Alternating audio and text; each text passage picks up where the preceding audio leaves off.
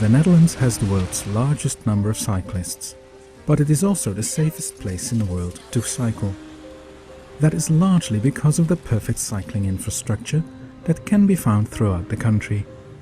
How did the Dutch get this network of high-quality cycle paths? Some think, including many Dutch themselves, that cycle paths have always been there. That is only partly true. Yes, there were some cycle paths, but they were of an entirely different type than today. Narrow, of poor surface, dangerous or even absent at junctions, and not connected. And cycle paths weren't really necessary. Cyclists outnumbered other traffic by far. After World War II, everything changed. The Dutch had to rebuild their country, and they became incredibly wealthy. From 1948 to 1960, the average income got up by 44%, and by 1970 it was a staggering 222% more. People could now afford expensive goods, and from 1957 on especially, this led to many more cars in the streets. Streets of mostly old cities that were not built for cars. So buildings were demolished to make room for the car. Even some of the old cycling infrastructure was removed. City squares were turned into car parks. And new developments had huge roads for motorized traffic. The daily travel distance went from 3.9 kilometers in 1957 to 23.2 kilometers in 1975.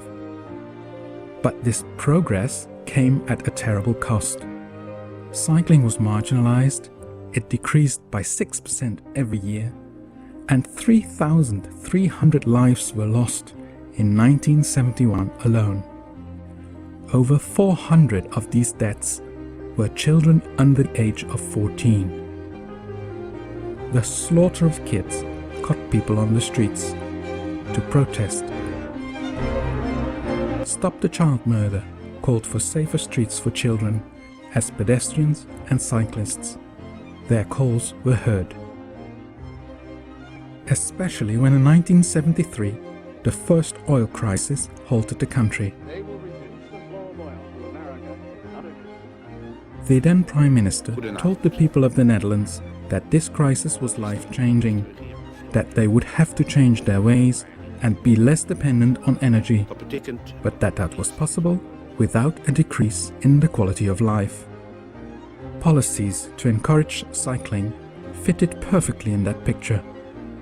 The car-free Sundays to save oil were a reminder to people of what the cities looked like without cars. Around this time, the first city centers were made car-free, permanently, and the protests continued. Mass motorization killed people, the cities and the environment.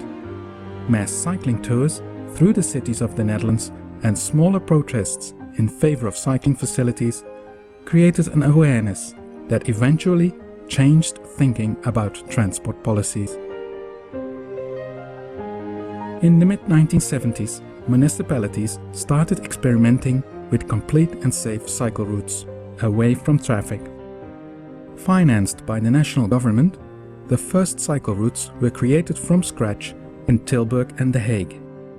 In retrospect, they could be seen as the start of the country's modern cycling policies. Cycling increased in a spectacular way, in The Hague by 30 to 60% and in Tilburg by 75%. Build it and they will come proved true in the Netherlands. So to sum it up, what caused the changes in the Netherlands? There were the problems of cities that couldn't cope with the increasing traffic, that led to demolitions and to a public outrage over the amount of space handed over to motorized traffic. An intolerable number of traffic deaths that again led to mass public protests. An oil crisis and an economic crisis that led to gas shortages and high prices of energy. The solution was found in the political will on a national and municipal level, with both decision makers and planners to deal with this situation, by turning away from car-centric policies and making way for alternative transport, like cycling. Cycling is now an integral part of transport policies. And what success did the protesters have? The child deaths went down from over 400 to 14 last year.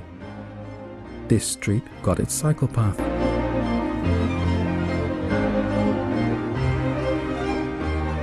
This bridge didn't keep its cycle lane.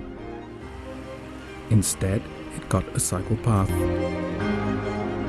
This painted cycle lane became a permanent cycle path, and cars were totally banned from here. It is the now famous site of the I Amsterdam sign.